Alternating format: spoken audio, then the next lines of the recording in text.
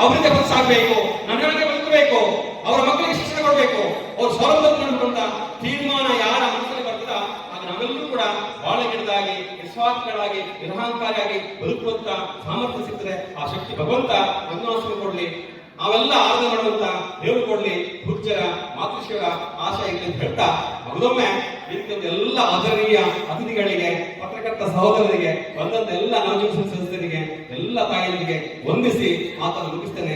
ಜೈ ಹಿಂದ್. ಅದೇ ರೀತಿ ಯೋಜನೆಯ ಎಲ್ಲ ಕಾರ್ಯಕ್ರಮದ ಬಗ್ಗೆ ಬಹಳ ವಿಸ್ತಾರವಾಗಿ ಮಾತಾಡಿದಂತಹ ಹಾಸನ ಜಿಲ್ಲೆಯ ಗೌರವದ ನಿರ್ದಿಷ್ಟರಿಗೆ ಸಂದರ್ಭದಲ್ಲಿ ಅಭಿನಂದನೆ ಸಲ್ಲಿಸ್ತಾ ಇದ್ದೇನೆ.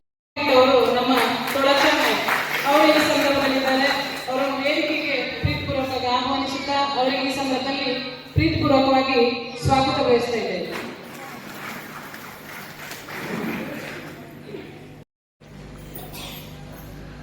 ಎಂಎಂ ರೋಡ್ ನೂರಾಣಿ ಸಂಘದ ಸದಸ್ಯರಂತ ಸಿಮ್ರಾನ್ ಬಾನು ಅವರ ಮಗು ಬೋನ್ ಕ್ಯಾನ್ಸರ್ ಇಂದ ಈಗಾಗಲೇ ಚಿಕಿತ್ಸೆ ಪಡೆಯುತ್ತಾ ಇದೆ. ಸಾಧಾರಣ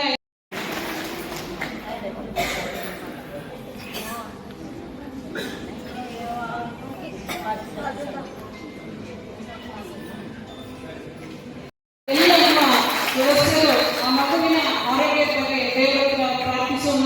ಆ ಮಗು ಬೇಗ ಗುಣಮುಖ ಆಗಲಿ ನಾವೆಲ್ಲರೂ ದೇವರ ಹತ್ರ ಕೇಳ್ಕೊಳ್ಳೋಣ. ಮುಂದಕ್ಕೆ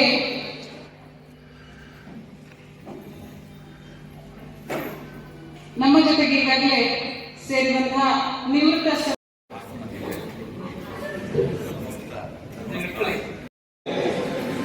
ಮಹಾತ್ಮ ಗಾಂಧಿಯವರ ಬಗ್ಗೆ ಒಂದು ಹಾಡು ಹಾಡ್ತಾರೆ. ರಾಜ ರಾಮ ರಾಮ ಜಯ ಸೀತಾರಾಮ, ರಾಮ ರಾಮ ಜಯ ರಾಜ ರಾಮ ರಾಮ ಜಯ ಸೀತಾರಾಮ. ईश्वर अल्लाह तेरे नाम, ईश्वर अल्लाह तेरे नाम, सबको सन्मति दे भगवान. राम राम जय राजा राम, राम राम जय सीताराम. रघुपति राघव राजा राम, पतित पावन सीताराम. रघुपति राघव राजा राम, पतित पावन सीताराम. ಧರ್ಮಸ್ಥಳ ಮಾಡಿ ಧರ್ಮಸ್ಥಳ ಕಳಿಸ್ತಾ ಇದೆ. ಮನಿ ಎಲ್ಲ ಡಾಕ್ಯುಮೆಂಟ್ಸ್ ಇದೆ. ಪ್ಲಸ್ ಈಗಲೂ ನಿವೃತ್ತಿ ಆಗ್ತಾ ಇದೆ. ಆದ್ರೂ 5 ವರ್ಷ ಆಯ್ತು ನಿವೃತ್ತಿ ಆಗಿ. ಈಗ 450 ರೂಪಾಯಿ 450 ರೂಪಾಯಿ ನಾನು ಮಂತ್ಲಿ ಕಳಿಸ್ತಾ ಇದ್ದೇನೆ. 1 ತಿಂಗಳು ಸಹ ಲಾಭ ಆಗಿಲ್ಲ. ಈಗ ಹೆಚ್ಚು ಕಡಿಮೆ 40 ವರ್ಷದಿಂದ 38 ವರ್ಷ 38 ವರ್ಷದವರೆಗೂ ಪ್ರಾರಂಭ ಸಂಬಳದಿಂದ ಇಲ್ಲೂವರೆಗೂ ರಿಟೈರ್ಡ್ ಆಗ 5 ವರ್ಷ ಅದನ್ನು ನಾನು ಕಳಿಸ್ತಾ ಇದ್ದೇನೆ. ಅದು ಧನ್ಯವಾದ. ಈಗ ಬಂದ 3 ದಿವಸದಿಂದ ಕಳಿಸ್ಕೊಂಡಿದ್ದೇನೆ. ಡಾಕ್ಯುಮೆಂಟ್ ಇದೆ. ಅದು ನನ್ನ ಮಾನಸಿಕ ದೇವರು ಕೊಟ್ಟಂತ ಸಿರಿ ಸಂಪತ್ತು. ಎಲ್ರಿಗೂ ಆಯುರಾರೋಗ್ಯ ಕೊಟ್ಟು ಎಲ್ರಿಗೂ ಸಂಪತ್ತು ಕೊಡ್ಲಿ ಅಂತ ನಾನು ದೇವರಿಗೆ ಕೇಳ್ತಾ ನನ್ನ ಸ್ಪೀಚ್ ಈ ಕಾರ್ಯಕ್ರಮದ ಅಧ್ಯಕ್ಷೀಯ ಭಾಷಣವನ್ನು ಶ್ರೀ ಕೇಶವ ಪ್ರಸಾದ್ ಮುರುಂಡಿ ಜಯಂತಿ ಪ್ರಯುಕ್ತ ಗಾಂಧಿ ಸ್ಮೃತಿ ಕಾರ್ಯಕ್ರಮವನ್ನು ದುಶ್ಚಟ ವಿರುದ್ಧ ಜಾಗೃತಿ ಕಾರ್ಯಕ್ರಮವನ್ನು ಇಲ್ಲಿ ನಾವು ಹಮ್ಮಿಕೊಂಡಿದ್ದೇವೆ.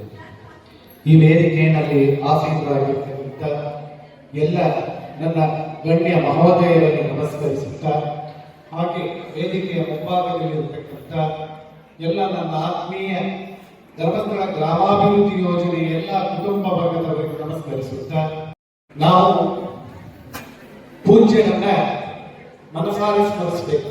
ಗಾಂಧೀಜಿಯವರು ತುಂಡು ಬಟ್ಟೆಯನ್ನು ಉಟ್ಟು ನಮ್ಮ ದೇಶಕ್ಕೆ ಹೋರಾಡಿದಂತಹ ಗಣ್ಯ ವ್ಯಕ್ತಿಗಳು. ಅವರು ಒಂದೊಮ್ಮೆ ಒಂದು ತಾಯಿ ಹೋಗ್ತಾಳಂತೆ, ನನ್ನ ಮಗ ಬೆಲ್ಲ ತಿಂತಾ ಇದ್ದಾನೆ ಗುರುವರ್ಯರೇ, ಆ ಮಗು ಬೆಲ್ಲ ತಿನ್ನೋದನ್ನ ಬಿಡಿಸಿ ಅಂತ ಕೇಳ್ತಾರಂತೆ ಗಾಂಧೀಜಿ ಹತ್ರ ಹೋಗಿ. ಗಾಂಧೀಜಿಯವರು ಹೇಳ್ತಾರೆ, 2 ದಿವಸ ಬಿಟ್ಟು ಕರ್ಕೊಂಬಾರಮ್ಮ, ಆ ಮಗುವಿಗೆ ಹೇಳ್ತೀನಿ ಬುದ್ಧಿವಾದ. ಅಯ್ಯೋ, ಬೆಲ್ಲ ತಿನ್ನೋದನ್ನ ಬಿಡಲಿಕ್ಕೆ ಹೇಳಲಿಕ್ಕೆ 2 ದಿವಸ ಬೇಕು ಗಾಂಧೀಜಿಯವರಿಗೆ ಅಂತ ಯೋಚನೆ ಮಾಡಿ ಮನಗಂಡು 2 ದಿವಸ ಬಿಟ್ಟ ತದನಂತರ ಗಾಂಧೀಜಿಯವರ ಹತ್ರ ಮತ್ತೆ ಕರ್ಕೊಂಡು ಹೋಗ್ತಾರೆ. ನಮ್ಮ ಮಗು ಬೆಲ್ಲ ತಿನ್ನೋದನ್ನ ಬಿಡು, ಒಳ್ಳೆಯದಲ್ಲ ಅಂತ ಹೇಳ್ತಾರೆ.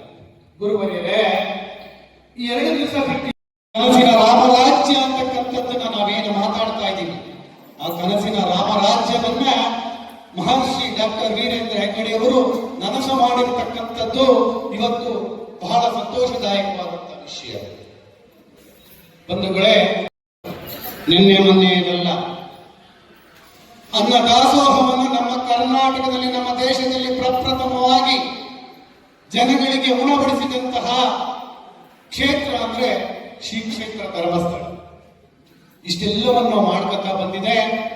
ನಿಮಗೆಲ್ಲ ನಮ್ಮ ಜಿಲ್ಲೆಯ ಅಧಿಕಾರಿ ವರ್ಗದವರು ನಿಮಗೆಲ್ಲವನ್ನು ಸವಿಸ್ತಾರವಾಗಿ ತಿಳಿಸಿದ್ದಾರೆ. ಸಂಘ ಸಂಸ್ಥೆಗಳಿಗೆ ಮಾಸಿಕ ಸಭೆ ಎಲ್ಲೂ ಈಗ ನಡೀತಾ ಇಲ್ಲ. ಯಾಕೆ ಅಂದ್ರೆ ಅವರದೇ ಆದ, ನನ್ನದೇ ಆದ ಕೆಲಸ ಇದೆ, ನನ್ನದೇ ಆದ ಕಾರ್ಯ ಇದೆ ಅಂತೇಳಿ ಎಲ್ಲ ಹೊರಟೋಗ್ತಾರೆ. ಅದೇ ಸಂಘದಲ್ಲಿ ಸಾಲವನ್ನು